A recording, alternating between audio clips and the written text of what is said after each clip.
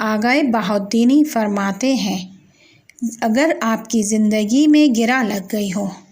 ایسی گرہ لگ گئی ہو کہ آپ نہیں جانتے کہ وہ گرہ کس وجہ سے ہے، کس عمل کا رد عمل ہے، کس بات کا مکافات عمل ہے، چاہے وہ گرہ مادی ہو یا معنوی، آقا بہاؤالدین فرماتے ہیں 4 کاموں کو انجام دیں۔ ہر 4 کام آپ کی زندگی کی ایک گرہ کو کھولے گا۔ وہاں جہاں آپ کو نہیں معلوم ہے کہ کس وجہ سے آپ مشکل میں گرفتار ہوئے ہیں، لیکن اگر آپ جانتے ہیں کہ کس وجہ سے آپ مشکل کا شکار ہوئے ہیں تو جائیں اور اس کا ازالہ کریں۔ لیکن وہاں جہاں انسان نہیں جانتا کہ اس کے کاموں میں برکت نہیں رہی، اس کی زندگی کو گرہ لگ گئی ہے، اس کے کام ایک جگہ پر پہنچ کر رک جاتے ہیں، تو آقا بہاؤالدین فرماتے ہیں کہ 4 کاموں کو انجام دیں۔ پہلا کام صدقہ دیں،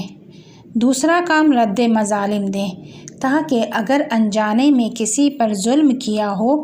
تو تمہارے پیچھے اگر کسی کی بد دعا ہے، کسی کی آہ تمہارے سر پر ہے کہ جس نے تمہارے دامن کو اپنی لپیٹ میں لے لیا ہے تو اس کو ہٹا سکیں۔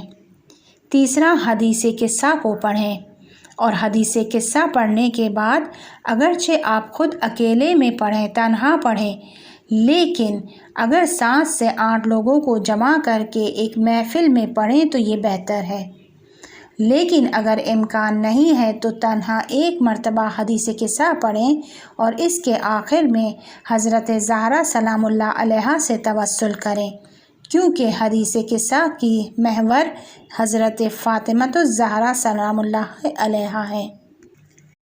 چوتھا یہ کہ اگر ممکن ہو قربانی کریں